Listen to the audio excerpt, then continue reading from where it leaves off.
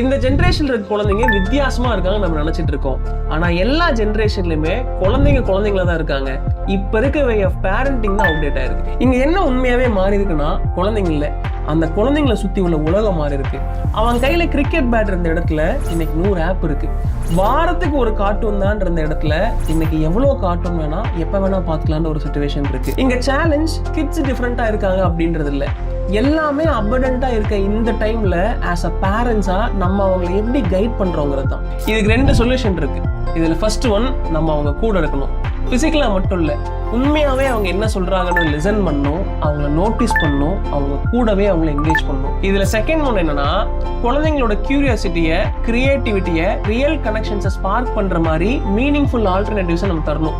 அப்படி ஒரு வேளை நம்ம தரலன்னா டிஸ்ட்ராக்டட் ஆல்டர்னேட்டிவ்ஸை இந்த உலகம் அவனுக்கு கொடுத்துரும். I am a tech expert. இந்த மாதிரி பேரண்டிங் ரிலேட்டடான வீடியோஸ்க்கு என்னை ஃபாலோ பண்ணி வச்சுக்கோங்க.